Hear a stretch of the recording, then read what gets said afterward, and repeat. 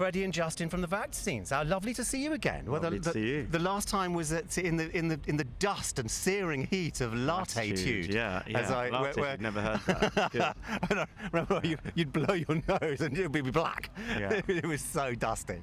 So here we are, and it must be nice to be at a festival on your doorstep almost. I mean, you're in West London. It took me longer to get here than it did to get to Latitude, though. I think I've just been sat in the car for 2.5 hours. But it is nice. It is nice playing London festivals, because even if you don't have friends at the festival, I feel like it's always a party.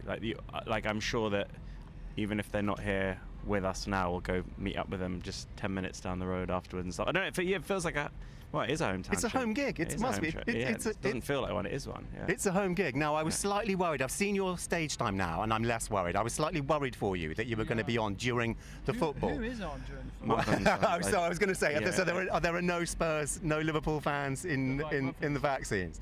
There is a Spurs fan in the Vaccines. Oh, there is a Spurs fan. And yeah, I think there was a. We basically, it's very boring, but we have like a template in our kind of like tour calendar, and that just automatically puts us as playing at 8 p.m. every night. And I checked it about a week ago, and there was panic stations when I thought that we were on at the same time as Champions League final. Turned out we weren't, but yeah. I had some suggestions for you, which was that you could dedicate certain songs and you could get the crowd going. Like Hanson could go to Maurizio Pochettino. I thought they should have put that on the screens either side of the stage rather than. You'd have a better crowd. Teen Idol to Harry Kane, obviously, and then you could, and then for balance you could play "You'll Never Walk Alone," which I actually think would work for you because it's got that old school pop thing that you rock so well. Yeah, it definitely. It's not a million miles off. That's a compliment. Does your festival set differ from your Vaccines set? Do you sort of make it a bit more? It's more streamlined, I suppose. Yeah, it's more streamlined. We're only playing 45 minutes today, which I always like because there's absolutely no filler, as far as I'm concerned, anyway. Yeah, and you'll get to a screen in time for kickoff nicely. Yeah. And how nice to have been picked. This is a Gentleman of the Road thing. So you've been hand selected by Mumford & Sons, who are headlining. We seemingly have been, and not for the first time. We've done a lot of these things over the years, and they're always good fun. Are you guys chummy with those guys? Officially, yeah. Yeah. No, definitely, yeah. We are, and we've been lucky. This is we played. In fact, we played with them. Well, it wasn't even their show, but it kind of felt de facto like their show with them and Arcade Fire about like 6-7 years ago. I think it's like one of our first ever festival shows in Hyde Park, and there's sort of 60,000 people there, and it kind of felt like their moment, really, didn't it? It was sort of it was pretty crazy, kind of when they had the world at their feet, sort of for the first time and stuff. But yeah, by far the first time we've done a big show with them, so always grateful. Yeah. We spent quite a lot of time touring with them in America. I can have two. Give me two. No, but we spent some time touring when they won the Grammy for Babel, and it was like that kind of unbelievable, almost like 70s level like rock touring, because they were doing festivals in these little towns, and the whole town would shut down, and you'd have access to all the police, and like they kind of gave Mumford the keys to the city. Yeah. Amazing experience. Wow.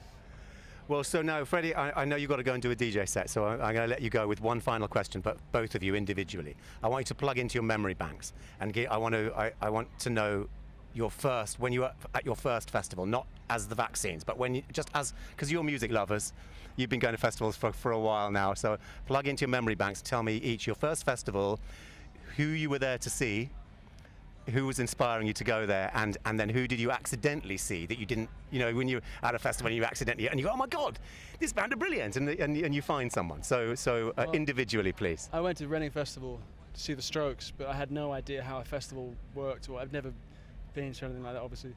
And so I thought that the top of the bill was first on. I just thought it was chronologically down. So I got there first thing in the morning, and I was watching from the barrier before they opened the doors, the Strokes sound checked. And then I ran to the front and wondered, well, it's strange, there's not many people here. And then but I actually got quite a good education because it was Mouldy Peaches, Mercury Rev were playing, wow, Hives were playing, White Stripes, like it was that. Yeah. Yeah. But I obviously didn't last 12 hours, so I lost my place. Yeah, but what a bill that you saw. Kind of crazy, yeah. What a terrible Sounds mistake. like here last week. All right, well, I'll let you lads go, but just tell me briefly before you shoot off. How's your summer looking? Because you are bright, I think.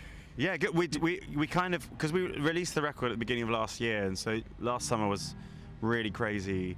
This summer's like not too bad. We're kind of like part-timers, aren't we? It's like weekends.